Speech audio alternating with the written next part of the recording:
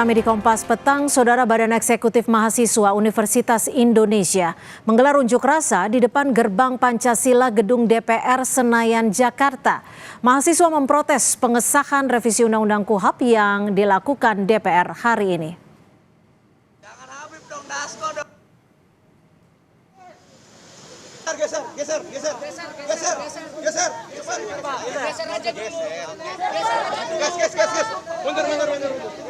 Dalam aksinya, mahasiswa sempat memblokade mobil yang diduga milik Dirjen Kementerian yang dikawal polisi dan satu mobil dinas polisi yang melintas.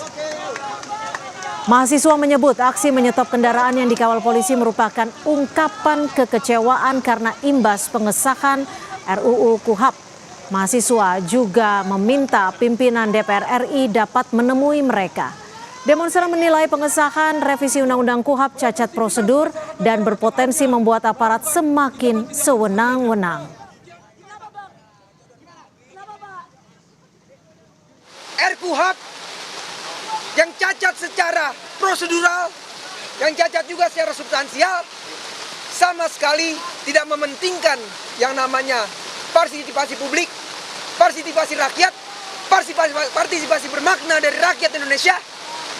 Bahkan warga sipil sekalian semua ditolak mentah-mentah atas RKUHP yang baru saja disahkan oleh DPR RI.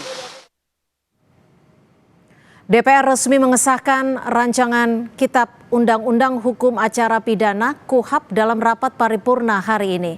Ketua DPR Puan Maharani meminta pihak yang masih menolak KUHP baru tidak termakan hoaks. Puan menegaskan KUHP baru harus segera disahkan untuk menggantikan KUHP lama yang sudah digunakan selama 44 tahun.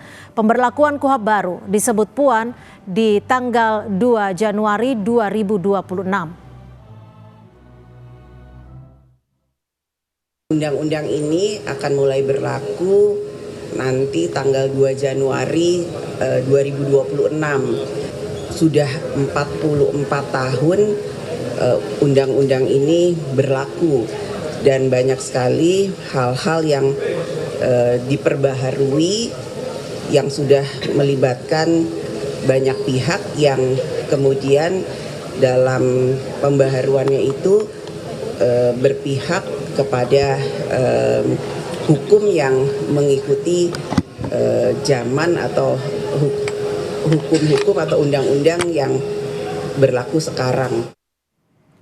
Sebelum paripurna digelar, Ketua Komisi 3 DPR RI Habibur Rahman mengungkap 4 hoaks yang beredar di masyarakat terkait revisi Undang-Undang Hukum Acara Pidana. Politisi Gerindra ini bilang keempat hoaks tersebut beredar di media sosial dan membuat masyarakat menolak pembahasan hingga isi dari RUU KUHP. Satu dari 4 hoaks yang dipaparkan yakni soal kepolisian yang boleh menangkap, menggeledah, hingga menahan seseorang tanpa adanya konfirmasi tindak pidana. Beredar nih, ya, semacam poster di media sosial yang isinya tidak benar. Kalau RKUHP disahkan, polisi jadi bisa lakukan ini ke kamu tanpa izin hakim. Ini tidak benar sama sekali. Pertama, diam-diam menyadap, merekam, dan mengutak-atik komunikasi.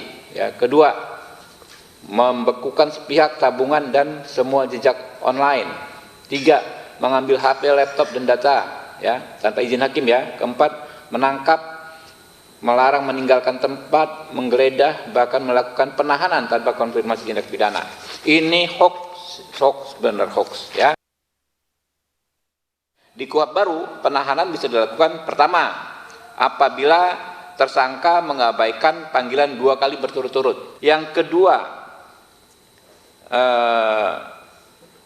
apabila tersangka memberikan informasi tidak sesuai fakta. Ini kan gampang di cross checknya. Ketiga, apabila tersangka menghambat proses pemeriksaan. Keempat, apabila tersangka berupaya melarikan diri, melakukan ulang tindak pidana, ya, menghilangkan alat bukti dan terancam keselamatannya. Atau yang terakhir, tersangka mempengaruhi saksi untuk berbohong. Ini juga kan termasuk dalam obstruction of justice yang memang merupakan tindak pidana. Lihat misalnya rombongannya kelompoknya Roy Suryo dan segala macam. Itu kan korban KUHP Orde Baru. Kenapa? Ya. Kalau menurut standar KUHP baru Roy Suryo CS ini penanganan kasusnya bisa dengan restoratif justice, tapi di KUHP Orde Baru itu nggak diatur, gitu loh. Kalau menurut KUHP baru ya terhadap Roy Suryo dan kawan-kawan itu sangat sulit untuk dikenakan penahanan karena syaratnya sangat objektif.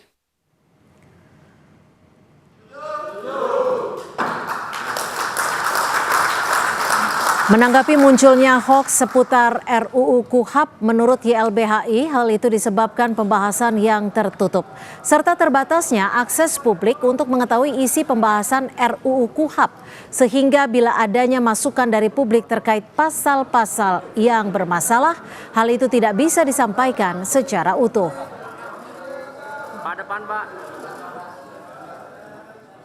Sejak awal, masyarakat atau publik itu tidak diberikan akses informasi yang transparan, yang kemudian aksesibel, sehingga kemudian bisa mendapatkan dokumen-dokumen pembahasan rancangan Kitab Undang Hukum Acara Pidana yang hari ini disahkan oleh DPR dan juga pemerintah. Bahkan sampai dengan sebelum kemudian disahkan, itu dokumennya juga tidak dapat diakses. Ya. Sehingga kalau kemudian ada masukan-masukan yang dianggap tidak tepat, ya, bahkan disebut hoax oleh pimpinan Komisi 3, begitu ya.